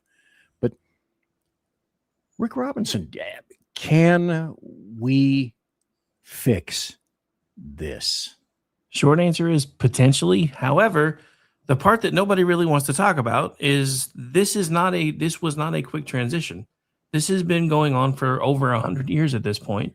And the problem that we have is, again, with folks like Biden and Obama and those that came before them, they started planting the idea, thanks to some letters from Jefferson and a particular line in the Treaty of Tripoli signed in, I believe, 1798, that America is not a Christian nation. That is not what that line in that treaty was about.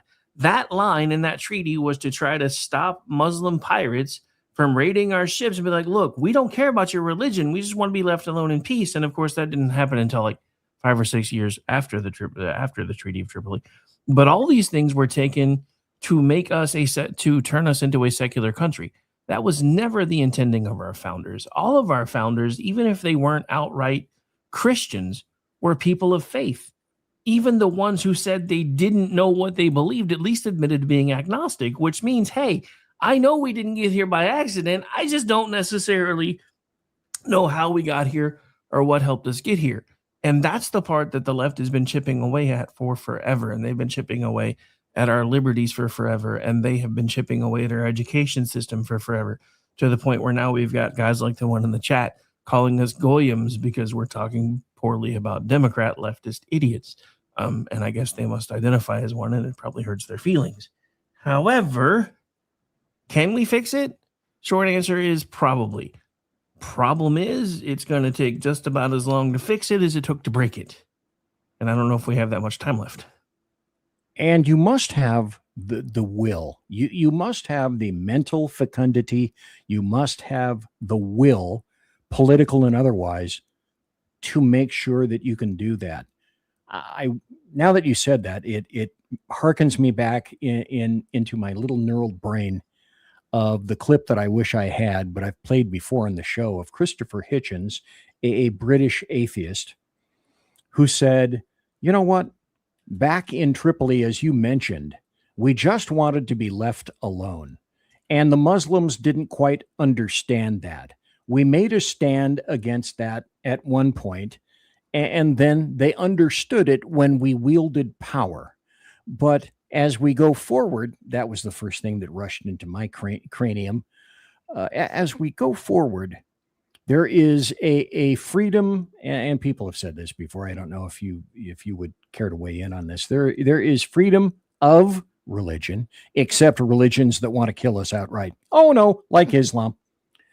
And or freedom from religion. There's a massive difference between of and from. Just as there was with Wuhan 19, a massive difference of with and by when people died.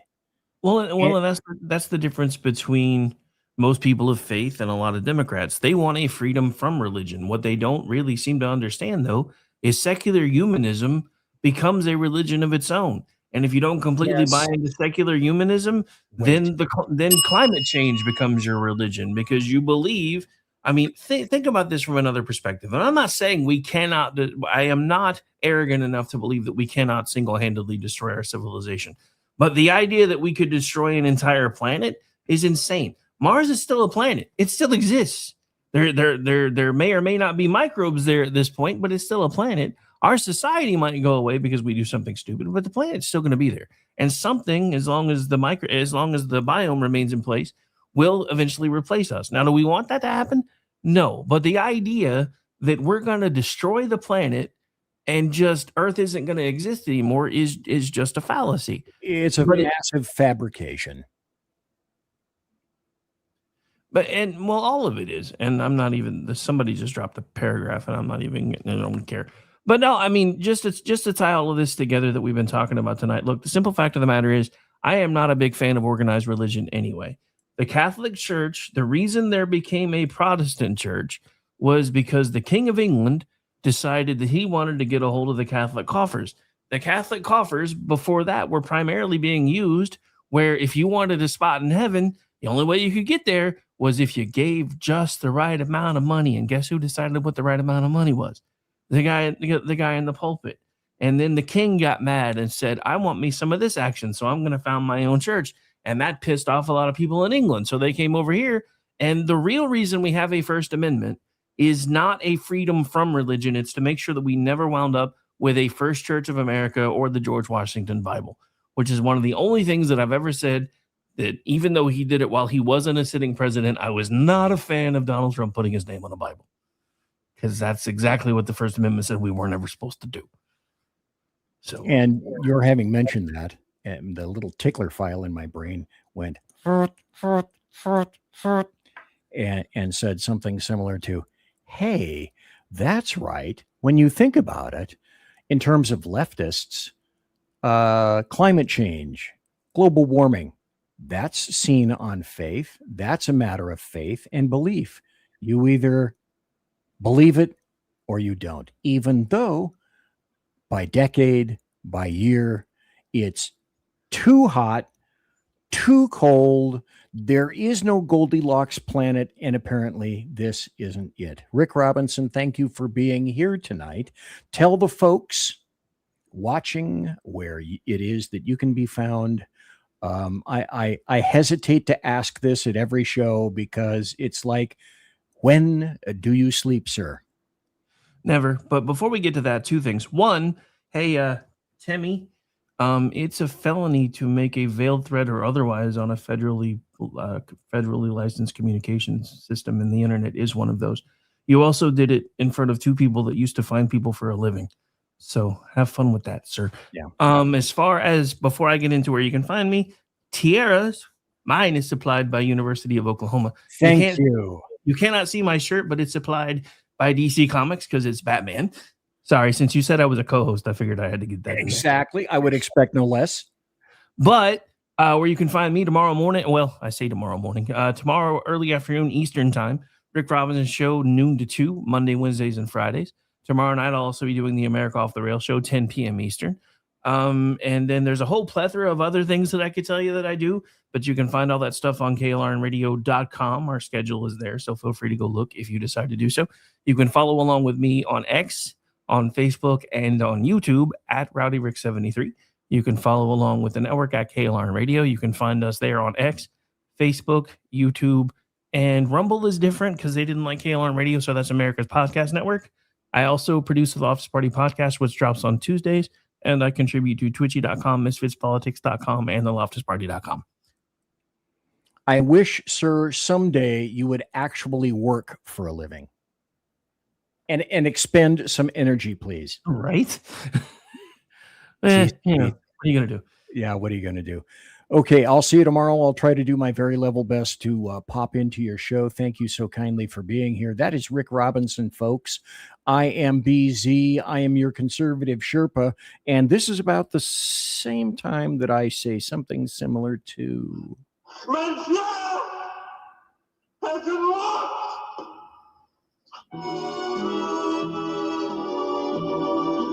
So... Ladies and gentlemen, boys and girls, children of all ages, thanks for listening to BZ's Berserk Bobcat Saloon radio show, the Sunday night version and edition, live and direct right here on Rumble, the SHR Media YouTube channel, X, Twitch, as I say, the munificently grandiose KLRN, to include Rick Robinson, parenthesis, please don't tax the Rick, end of parenthesis, and tons of other bulbous podcast locales. As per normal, it still holds now today. My promotional consideration is by the Lockheed Martin Skunk Works, also by Shure and Electro Voice microphones, by Arrakis, the company that makes my mixer, which is to my left. You're right, I would guess. By the Pratt & Whitney Engine Company, producing dependable engines yielding thrust you can trust. Thanks to Rick Robinson for being here, and also thanks to my personal KC-135 Kettle One refueling team, with whom I shall be consorting in less than 10 minutes. Thanks to everyone who was here tonight on an unusual night, a Sunday night, where I am customarily here Tuesday and Thursday night. See you Tuesday night, folks. Thanks. God bless. Take care. Be safe. Everybody quiet down now and get some sleep. Good night, everybody. Good night, Mama. Good night, Ben. Good night, everyone. Good night, Mama. Good night, Daddy. Good night, children. Good night, Daddy. Good night, Elizabeth. Good night, John Boy. Good night, Jim Bob. Good night, Jim Bob. Good night, Jim Bob. What's going on? I was asleep. What's everybody doing? Good night, Good night, Jim Bob.